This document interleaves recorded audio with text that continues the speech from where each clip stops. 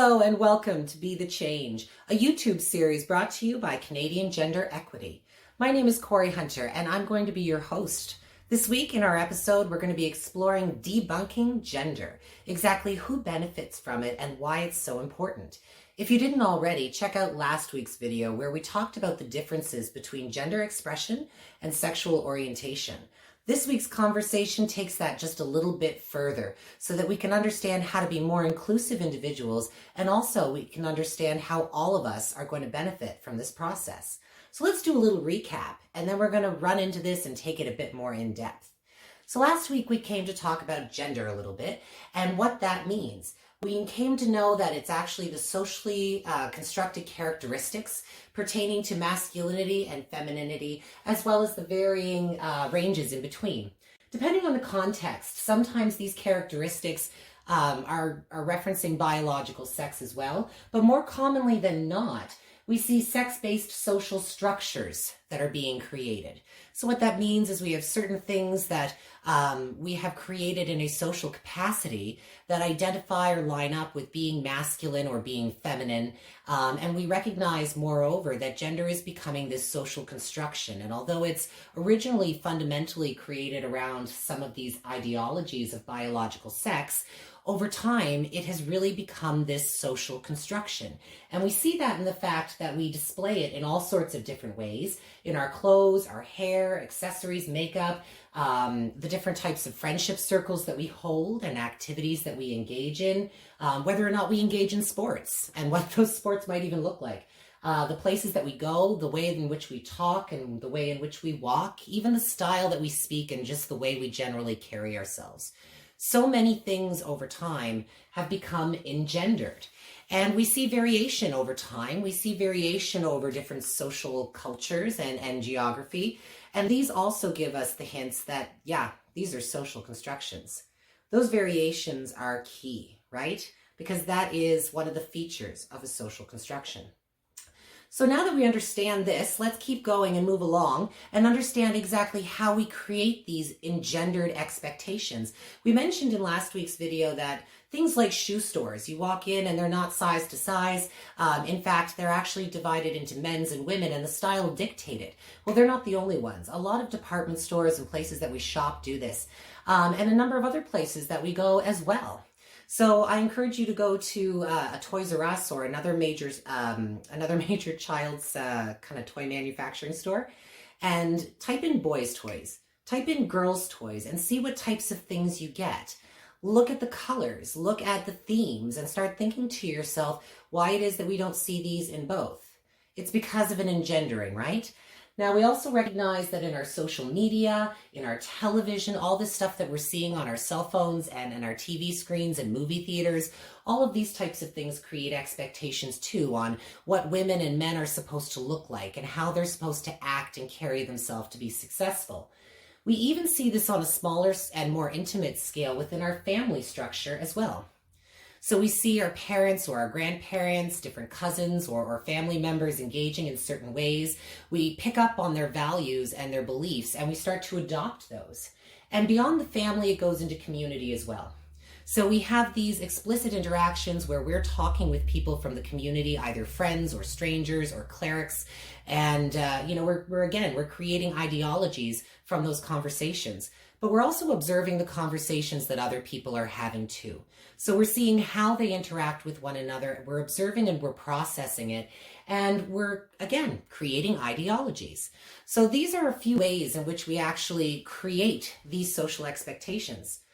This is not an exhaustive list, but it's a pretty good list of umbrella ideas that give us some insight as to how the world around us is actually creating the way that we think and interpret gender. So taking this one step further, what is it that we want to recognize as the effects here? How does this affect us? And this is the meat and potatoes of this week's episode, because we want to recognize that it's actually not just one person or one group of people. It's a little bit more complicated and a little bit more far-reaching than that. First of all, we want to recognize what's our human nature? Well, we're social creatures.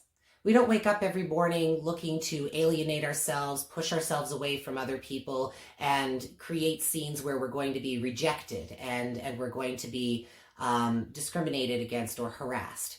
We look to be supported, and we look to be connected, and we look to engage with other people. And so naturally, what this means for us is that we are going to process different rules and different social constructions around us, and we're going to interpret them so we can interact with our world in an appropriate way. We don't want to interact with people in a way that they're going to push back and they're going to judge us, and we're not going to feel good about ourselves. So rather, we adapt our behavior so that we'll experience success. So acting in socially appropriate ways, we find ourselves limiting our personal exploration. We don't want to avoid different ways of talking or dressing or acting or different activities that we might want to engage in because we recognize that certain things are considered appropriate. We become self-conscious about what people might think of us or how people might judge us. And so again, this self-discovery just starts to wax and wane, it fades away, and we just don't have those same types of opportunities for success, for happiness, for self-discovery. There's a lot of different areas it's going to affect us when we don't have that opportunity to figure out who we are without limitations and without strict, very, very rigid boundaries. So the next thing we want to look at is, who does this affect? Quite commonly, we think about the transgender community. We think of non-binary individuals and people who may be transitioning, either socially or with the support of hormone replacement therapy and surgery. And this definitely affects them, but it also affects others too. Let's start with us here in the transgender community, and then let's go beyond and see how it affects everybody. For transgendered individuals, we want to recognize that this reinforces varying prejudices towards them. It does that because when we have very rigid gender social constructions, it means we expect people to be this way or that way, and the stronger and more rigid those barriers are, the more we're going to push back against the people who are not lining up and who are not fitting in. The stronger and more forceful and aggressive that rejection is, the more it transforms from bias into prejudice and into active discrimination. And we start risking the creation of more unsafe spaces. We start risking the creation of more transphobic and homophobic language and actions. Beyond the transgender community, we recognize that women are affected as well as a whole. A lot of our media creates very unrealistic expectations around what it is to be a woman and how we're supposed to carry ourselves as women in today's world. It can put a lot of pressure on us to look and act and be in a certain way and feel like we're not necessarily being successful or good enough or attractive enough when we aren't those ways. The reality of the matter is we shouldn't be putting so much effort or so much weight, I guess, into our appearances. We're people beyond our physical structure and beyond how we look in a photograph. But again, these media pieces and some of these social constructions out there put very rigid boundaries around us, and that affects the way that we think about ourselves, and it affects the way that we feel about ourselves. It also affects the way that we may or may not engage with things around us. I mentioned that little challenge, go to a toy store and search boys and girls toys, see what you see. I'd be very interested to see how that might correlate to what we see as different gendered roles and gendered activities, right? We encourage men and boys to roughhouse. Boys will be boys, play sports, rough and tumble, and have that kind of tough exterior. But women, by comparison, we encourage them to be the ones that take care by comparison to taking charge. And so a lot of times some women may feel that they don't want to engage in a sport because it's not necessarily appropriate, or they may not be good at it, or it's not meant for them. Or the same thing with other activities. And these social limitations aren't fair because there are a number of women out there that can be exceptionally successful in these varying occupations and in these varying activities. Men are another affected group by rigid gender norms. Sometimes we might not expect this, aren't they one of the more quote-unquote privileged groups, in the sense that a lot of our culture revolves around that kind of dominant masculine image. But at the same time, these barriers still impose problems for cisgendered men as well. We want to recognize that men are put in a box where they're not able to as actively express themselves. in the way that they dress, in the way that they walk or appear, but also when it comes to emotions. Men are often expected to be that take charge by comparison to taking care. And that means having a more tough exterior and not showing your emotions, not asking for directions. How many times do we hear about men that don't like to do that, right? Because men are supposed to know, they're supposed to be in control. So there's an inability to express and let the guard down, and this also leads to limited social opportunities. We can't go and engage in various activities or some social settings because those things might actually threaten our masculinity. And so when we need to protect that masculinity because the walls and the boundaries are so clearly and starkly drawn, we recognize that men are actually also very, very limited and they're going to be affected in a negative way as well. It's not just the transgender community, it's not just women, it's men also. And the last group that I want to draw a highlight on is youth and children. And this particular group is really important because these individuals are people who are coming up in our future. They are the next generation, and they are the ones that we are teaching with our actions, both at home as well as in our community. And youth and children can actually be drastically affected by really strong, rigid barriers like this. We recognize that it provides them a limited opportunity for self-discovery. So they're not able to try different clothes, try different appearances or haircuts, because again, they're not engendered. You know, your hair is getting so long, it's starting to look like a girl, you should probably go and cut it. How many times do we make comments like that to our sons? These types of rigid gender roles don't allow them to figure out who they want to be and who they're comfortable being in this world.